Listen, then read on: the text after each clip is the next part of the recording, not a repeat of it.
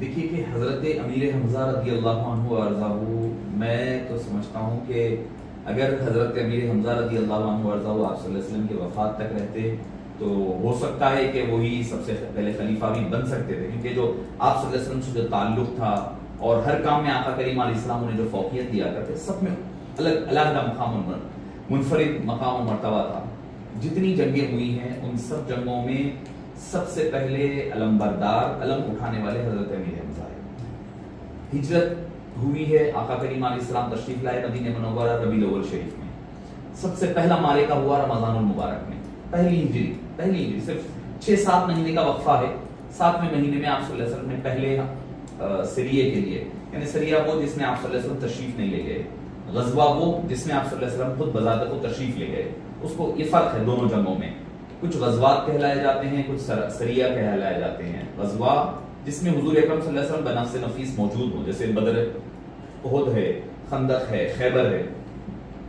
اور سریہ جیسا کہ پہلا سریہ ہے، پہلا جو معرکہ ہے اس کا نام ہی ہے سریہ امیر حمزہ، پہلا سریہ۔ حالانکہ اس میں یہ اور بات ہے کہ جنگ نہیں ہوئی، جا کر کے آپ 30 جنگجوؤں کے ساتھ تشریف لے گئے، جنگ نہیں ہوئی، واپس پلٹ کر کے تشریف لا لیے، جنگ نہیں ہوئی ہے، وہاں پر کمپرومائز ہو گیا۔ پھر وہاں پر جو حضرات تھے، قبائل تھے، ان کے ساتھ وہاں پر معاملات جاری ہو گئے۔ سب سے پہلا جو غزوہ سریہ جو ہوا وہ حضرت امیر حمزہ کے نام سے، پہلے 6 مہینے کے اندر۔ پھر دوسرا ہوا غزوہ ابوا، اس میں آپ صلی اللہ علیہ وسلم بنفس نفیس تشریف لے گئے۔ پھر غزوہ ذو العشیرہ ملتا ہے۔ یہ تینوں کا معاملہ تشریف کا، نہ صرف اس میں تشریف لے گئے بلکہ اسلام کا علم آقا کریم علیہ السلام نے امیر حمزہ رضی اللہ عنہ کو عطا فرمایا۔ پھر بدر ہوئی، بدر میں آگے ہے۔ بدر کے میں سمجھتا ہوں کہ اگر آپ مورخین کو، اہل سنت والجماعت کے، شیعہ کو تو ہٹا دیں، اہل سنت والجماعت کے اگر آپ مورخین کو ایک جگہ جمع کر لیں تو حضرت علی کرم اللہ وجہہ الکریم اور حضرت امیر حمزہ رضی اللہ عنہ، اگر دونوں نے 70 لوگ مارے گئے تھے بدر میں، 70 کفار مارے گئے تھے، اس میں کہ کم و بیش 50 کفار کو ان دونوں نے مل کر کے مارا ہے۔